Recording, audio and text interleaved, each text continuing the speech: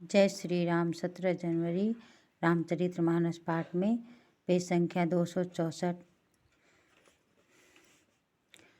सखी सब कौतुक देख निहारे, जेऊ कहावत हिंदू हितु हमारे। को न बुझाई कहहि गुरु पाई, ए बालक यस हठ बल भली नाही। हे सखी, ये जो हमारे हितैषी कहलाते हैं वे सब तमाशा देखने वाले हैं। कोई भी गुरु विश्वामित्र जी को समझाकर नहीं कहता कि ये राम जी बालक हैं, इनके लिए हठ अच्छा नहीं है।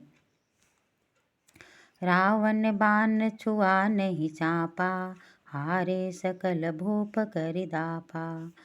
सो धनुराज कुंवर कर देहि, बाल मराल की मंदर लेहि। रावण और बानासुर भी जिस धनुष को छू तक नहीं सके तथा शेष राजा हार गए, वही धनुष इस राजकुमार के हाथ में दे रहे हैं। हंस के बच्चे भी कहीं मंदरांचल पहाड़ उठा सकते हैं क्या? ऐसा सिया जानकी की माँ कह रही हैं। भूप सयानप सकल सिरानी, सखी विधि गति कछु जाते न जानी। बोल चतुर सखी मृदु बानी, तेजवंत लघु गनय न रानी। राजा की सारी बुद्धिमानी समाप्त हो गई। हे सखी, विधाता की गति समझ में नहीं आती। तब एक बुद्धिमान श्री राम के महत्व को जानने वाली सखी बोली कि हे रानी, तेजवान को देखने में छोटा होने पर भी छोटा ना गिनना चाहिए। कह कुभंज कह सिंधु अपारा, सो सेहु सुजसु सकल संसारा। रवि मंडल देखत लघु लागा, उदयतासु त्रिभुवन तम भागा। कहाँ घड़े से उत्पन्न होने वाले छोटे से मुनि अगस्त और कहाँ अपार समुद्र, किंतु उन्होंने उसे सोख लिया जिससे उनका यश सारे संसार में छाया हुआ है। सूर्यमंडल भी देखने में छोटा ही लगते हैं, पर उसके उदय होते ही तीनों लोकों का अंधकार नष्ट हो जाता है। ऐसे जनकपुर की सखी सिया जानकी की माँ को समझा रही हैं।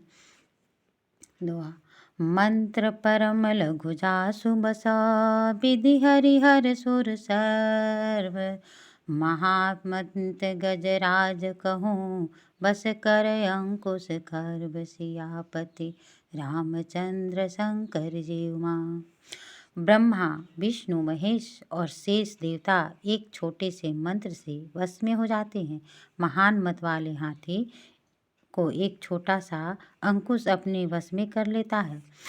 काम कुसुम धनुष सायक लीने, सकल त्रिभुवन अपने बस कीन्हे।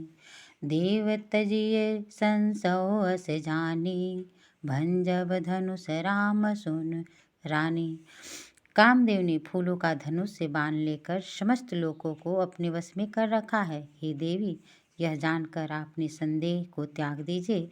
हे रानी सुनिए, श्री रामचंद्र जी इस धनुष को अवश्य ही तोड़ेंगे। ऐसे सखी कह रही है।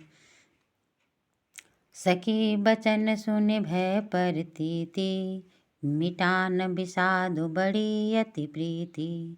तब राम ही बिलो की भय देहि, सभय हृदय बिनवती जयते ही। सखी के वचन सुनकर रानी को श्री रामचंद्र जी के सामर्थ्य के संबंध में विश्वास हो गया। उनकी उदासी मिट गई और रामचंद्र जी के प्रति उनका प्रेम बढ़ गया। उस समय श्री रामचंद्र जी को देखकर सीता जी भयभीत होकर हृदय से अनेक देवताओं से मन ही मन विनती कर रही हैं।